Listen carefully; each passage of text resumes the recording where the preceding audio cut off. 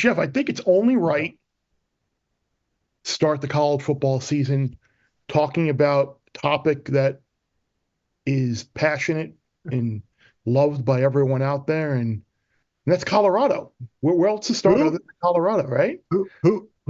Colorado? They play football? No way. That's what I that Joel Klatt's alma mater. Um, Buffaloes. You might have heard that Deion Sanders is their head coach, No and way. Deion's son is their quarterback, and one of his other sons is a defensive back. Yeah, have you heard of them? No, but it is kind of jogging my memory now. Colorado Buffs. Oregon played them last year, right? Bear. They did, and They did. Oregon Okay, did yeah. not go over the team total, and I'm They very did. mad. I know. I know. Dan Lanning Still, owes still a me problem. some money for calling off the dogs late and not going over the team total. Cost me some money. I think it was, what was it, 28-0 before the end of the first quarter, and they still didn't go over. So I'm a little bitter at your alma mater there. But Should be. kidding aside, Colorado again, they're one of those hot button type teams where everybody has an opinion one way or the other. Season win total 5.5. Very difficult Big 12 schedule this year. Yeah. Again, you look, they get Kansas on the road, they get Utah at home. You got to go to Texas Tech. You get Kansas State. You got to go to UCF. You get a non-conference at Nebraska. Like you get Oklahoma State at home to end the year. Like they really did not get any favors from Yeah. the Big 12 computer in terms of their schedule.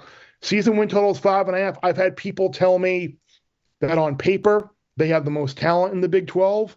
But you're shaking your head. No, you No. disagree with that. So I didn't even get to get the question out of my mouth. Do you agree with that? And will it translate to more than 5 wins this year?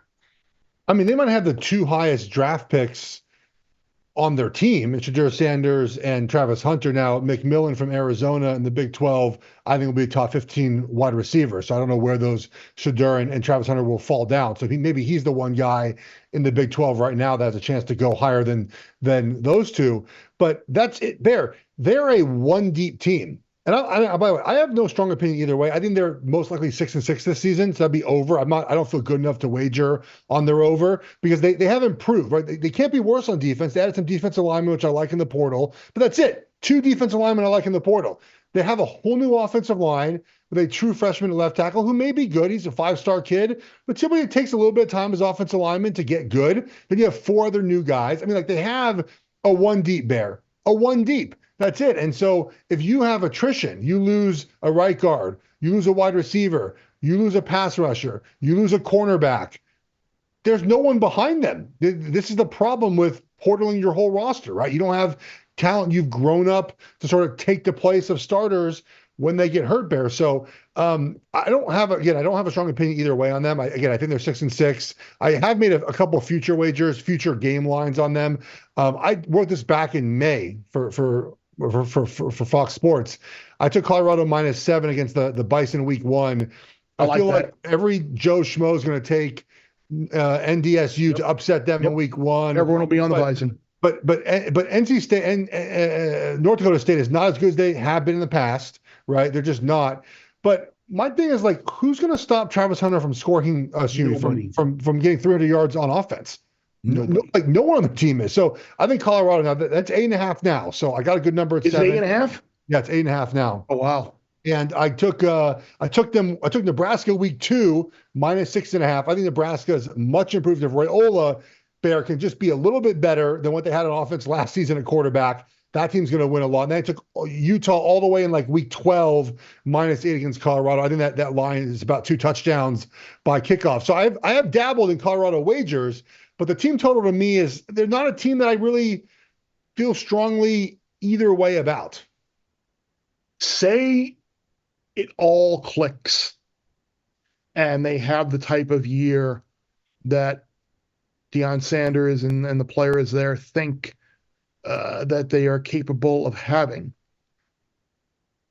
Is a Travis Hunter Heisman bet, and I think he's been out there at around 65-1 or so. Is that worth something investing in on the year? Because look, I think Let me let you. I'll let you answer, and then I'll get back to what my theory as to why that might be. Go ahead. There's only been 2 non-quarterback winners the last 14 years, right? It was Devontae Smith, I believe, Derrick Henry, the 2, both Alabama players that won Heismans that were not. And for the most part, to win the Heisman, you have to be on a team that wins 9 or 10 games. Like, they're not giving the Heisman out to a 6-6 quarterback, right? They're just not doing that. Right. So if everything breaks right for Colorado, I mean, I guess the highest extreme bear, I mean, maybe they're 10-2, Travis Hunter, to me, is maybe the most skilled player in the sport. So it wouldn't surprise me if he had a year at cornerback and at wide receiver. You had 500, 700 yards on offense, and you have, I mean, he's an elite NFL cornerback. Like, he's that talented as a player.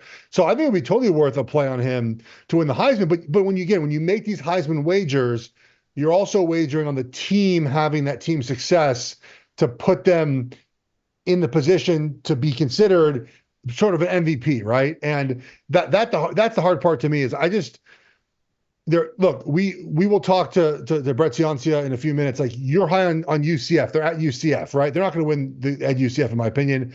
They're not winning Nebraska, so that's now 2 losses. Are we putting it behind us that they're going to beat Colorado State like easily in Colorado State? I don't know, Bear.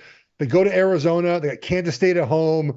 They're Utah, Kansas, Oklahoma State. Like, 9-3, maybe the best they're going to do. And so that's not a Heisman winner for me. Bear Bets full episodes drop twice a week right here on the Bear Bets YouTube channel. Remember to subscribe to stay ahead of the odds, and let's celebrate all of our wins together.